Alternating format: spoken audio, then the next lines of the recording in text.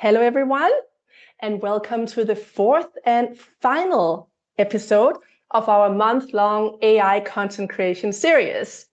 My name is Katrina. I'm the CMO here at Pixels. And on this sunny but slightly windy Wednesday afternoon, I'm joining you all live from our Copenhagen headquarters. Let us know where you're joining from today out here in the chat. So this is our fourth episode diving into AI content creation. And today, what we're here to talk about is how to build an AI business case internally in your own organization. But before we get started, as per tradition, let's bring up a poll. So I would love to know, all of you in attendance here today, have you already built an AI business case internally within your organization?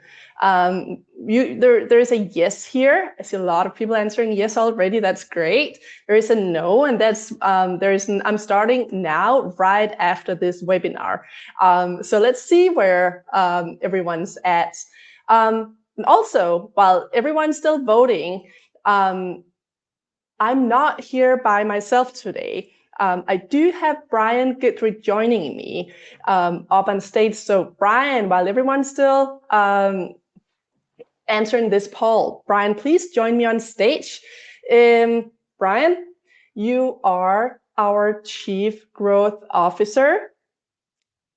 Brian, I don't see you on stage. Are you here with me? Perfect. Hello, Katrina. That's right. No, thanks. Very Nice happy to to be see here with you. you today. Likewise. Why don't Yeah, you give us a quick intro? sure. Brian Guidry, I've been with Pixels for almost, I guess, 14 years now. I'm one of the old guys. Worn a lot of hats over the years, but I've currently, the last year or so, been focused on working very closely with our AI task force. And we've been talking to hundreds of brands and really trying to help them scale up different Gen AI workflows. So with all of those conversations, there's been a lot of business case talk. So yeah, happy to dive into the details. Awesome. And having talked to all these brands over the past year, does the answers that we're seeing in the poll here, we're actually getting 59% right now saying that they have built an AI business case internally. Does that align with what you're hearing out there? Yeah, definitely. I would say no surprises. 2025 was, I think, the year of the POC. So I think most brands have tested out different types of Gen AI workflows, have structured a business case. So yeah, definitely, I think that makes a lot of sense. I think that being said, not a lot of brands have pushed through to maybe actually get that business case approved and assets live on site. So hopefully today we can maybe round out some of those business cases and see what else can be added to the table here. Fantastic. Thank you. Let me go ahead and share a couple of slides here. So like we just said, this is all about building that internal business case. Brian, you're going to walk us through a framework today. This is a framework that you have developed as a result of talking to so many e-com brands. But before we jump into that, I think most brands, they do tend to approach this business case from a financial perspective, and they're looking to drive efficiencies mainly. And what does that look like? Yeah. I would say, if you think of a business case, right, it's the financial model is probably the first thing that comes to mind. I 100% think that needs to be front and center, but that's not where we're going to be spending a lot of time today. And I think we've seen a lot of the people that signed up. I think a lot of studio professionals, you guys own the numbers, down to the cent, right? Like how much your studios are spending.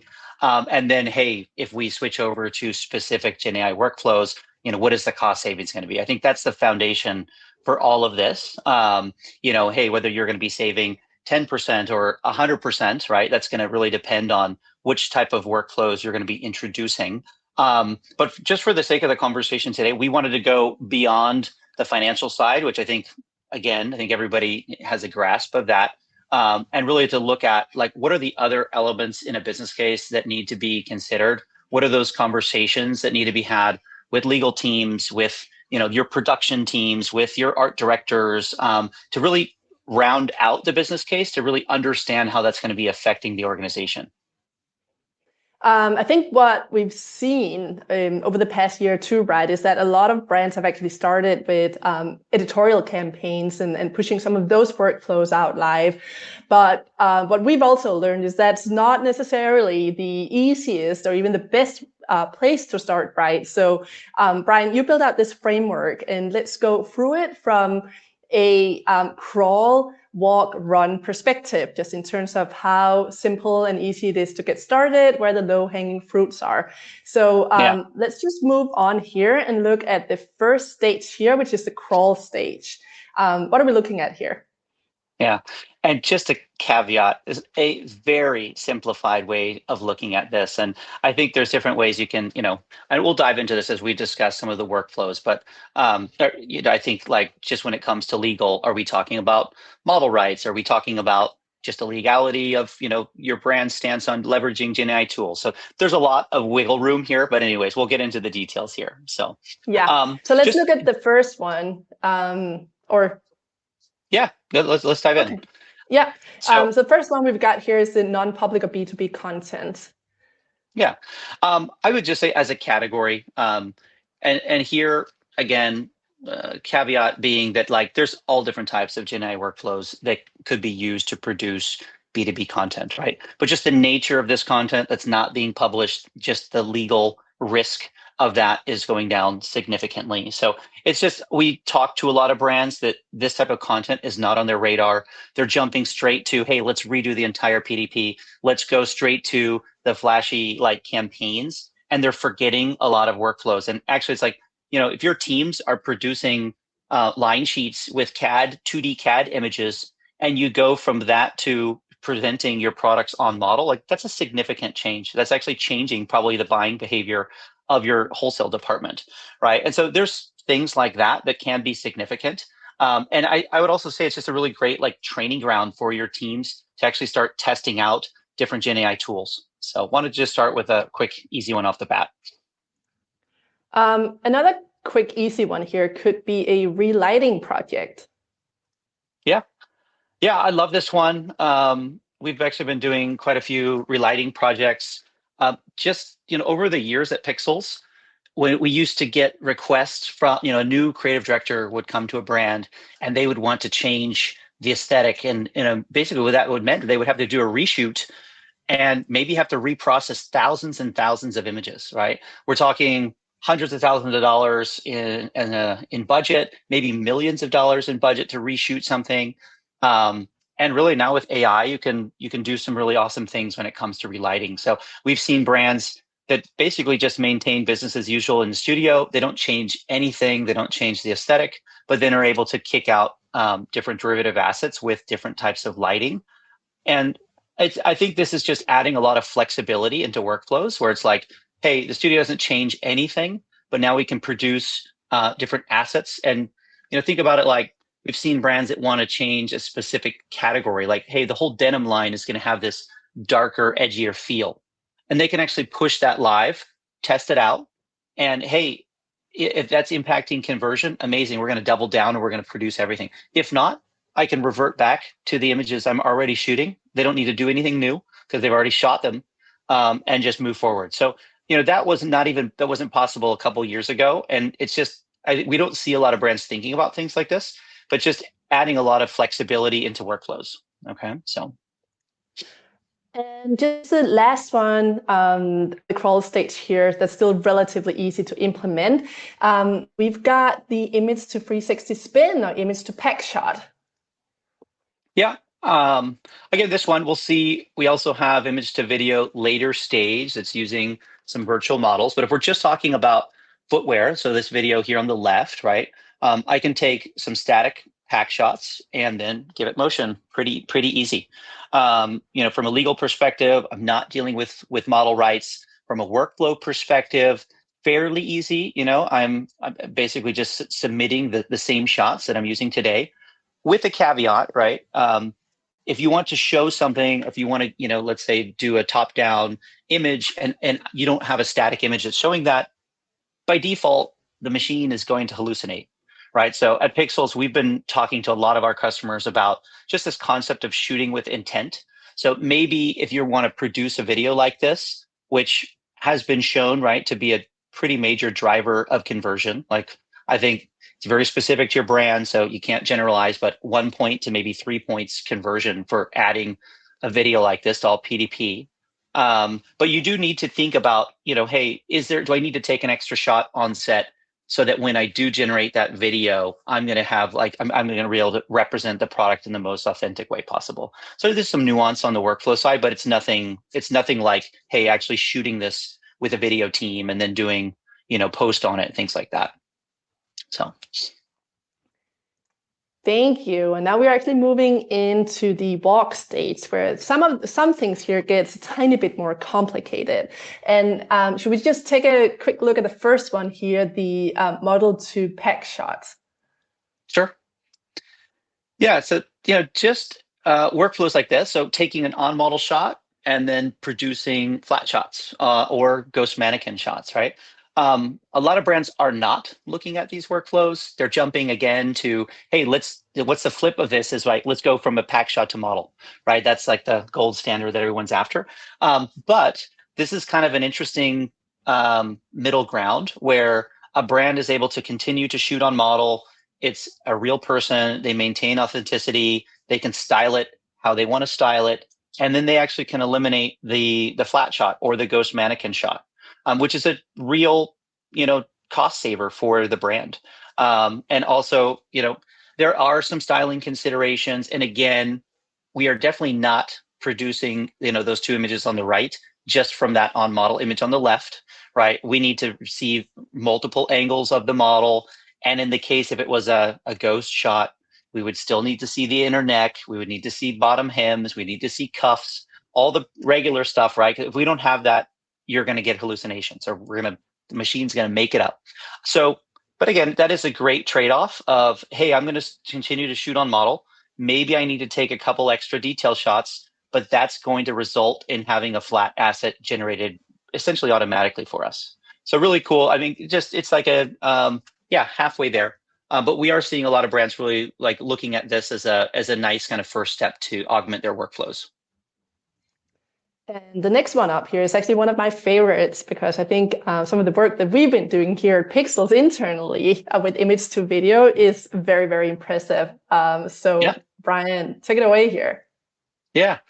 I think this is also, if you're not producing video today, we've been at Pixels, we've been talking about PDP video for I don't know how many years. Everybody wanted to produce this traditionally.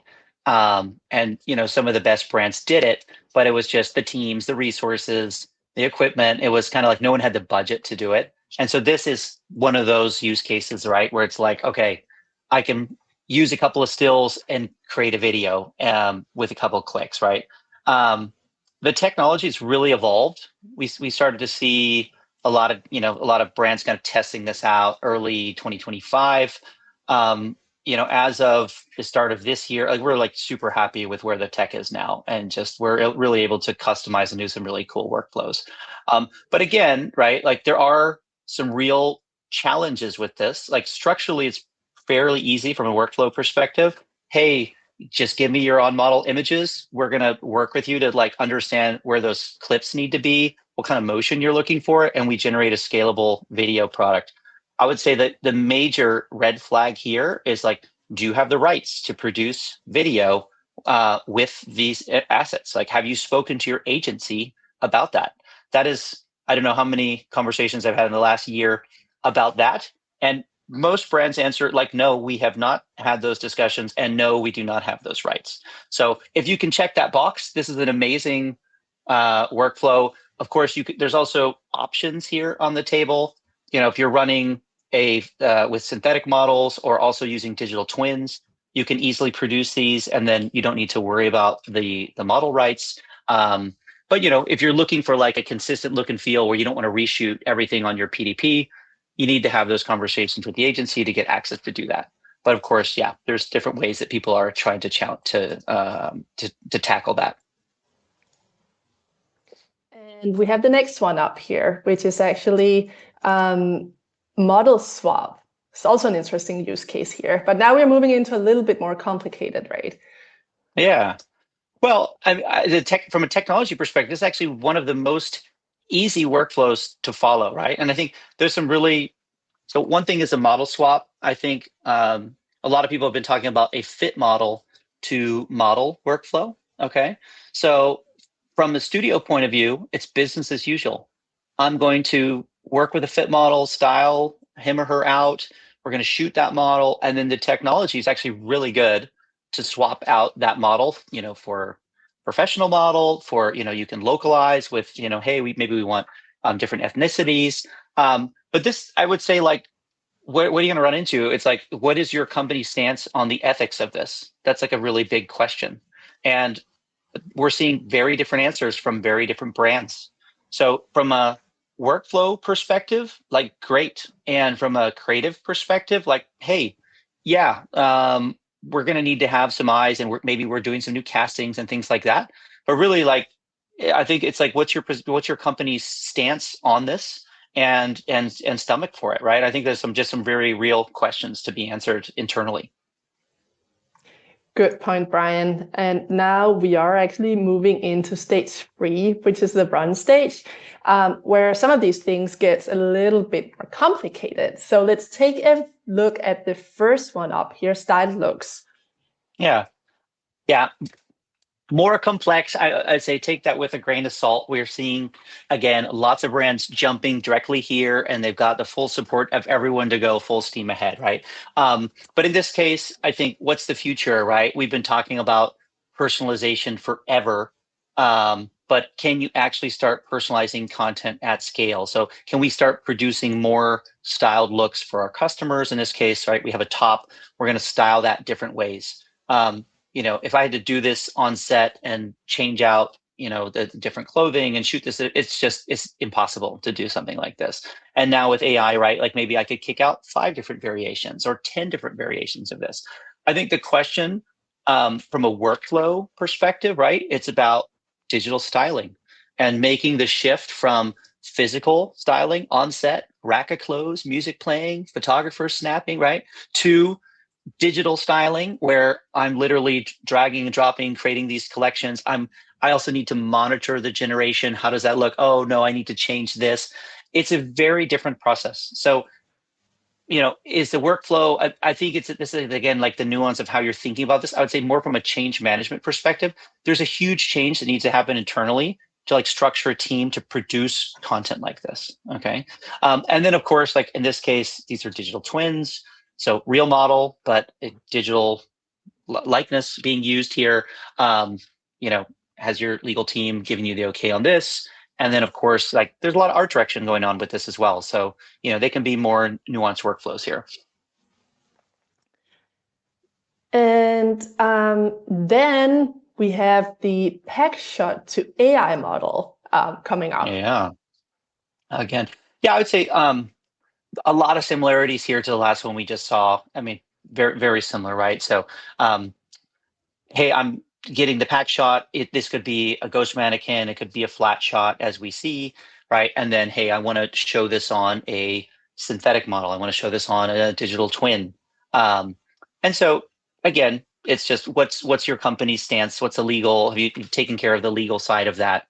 And from a workflow, there's a lot of nuance here as well. And again, it comes down to the styling, but you're also thinking about things like, okay, how are we doing the digital casting, and what's our pose guides? A lot of the, it's translating a lot of the things that were happening on the physical set to a digital world.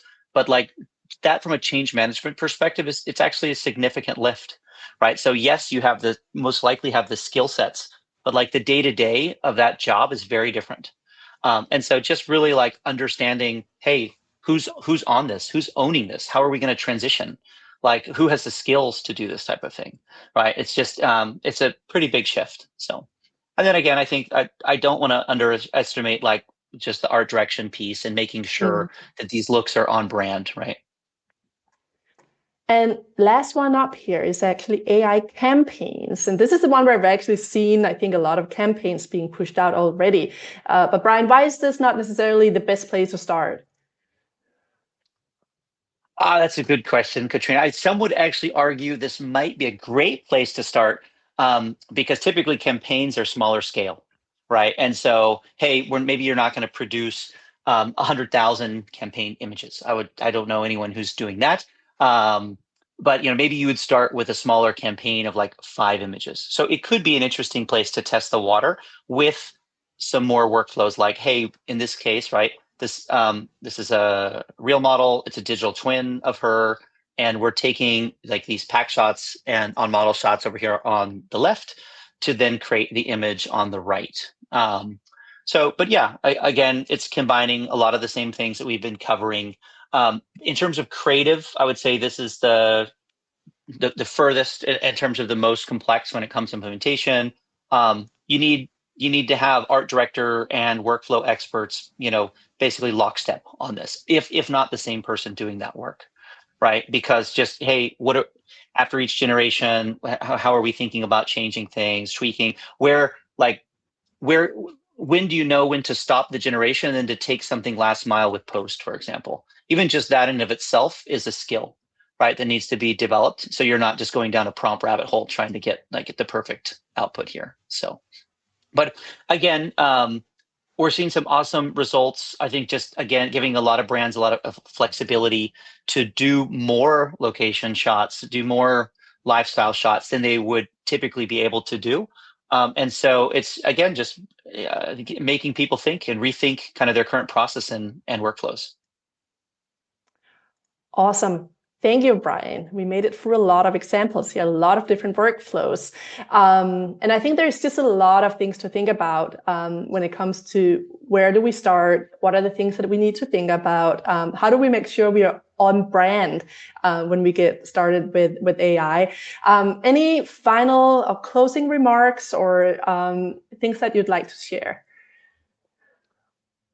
I'd just say to wrap, start with the financials. You got to do that. Every exec team, every CEO wants to see cost savings right now. We didn't talk about the executive mandate, but that is like very real.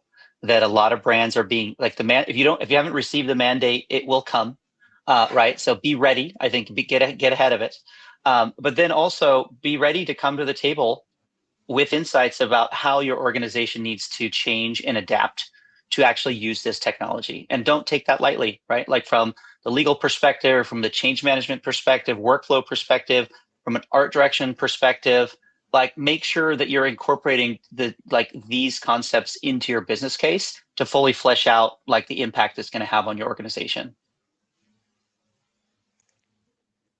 Thank you so much for that, Brian. We are at time. It's time to wrap up here. This was our last episode of our AI series. So thank you so much to everyone who's been joining us. And thank you very much, Brian. You'll all get the recording in your inbox when it's ready. So keep an eye on your inbox. And of course, if you want to chat about any of these workflows, feel very free to reach out to us here at Pixels. One last final thing. We do have a Flow event coming up in New York in exactly 1 week from now, June 3rd. We have a few spots left for that one. So if you want to discuss all of this in person, meet Brian in person, we will be talking a lot about AI. We'll all be there. So if you're in or around New York, head over to our website and save yourself a seat for that event. That was all for today. Thank you so much, Brian, for joining us. Thank you for everyone who has been joining us in the chat out here. Thank you so much and see you at next time. Thank you, guys.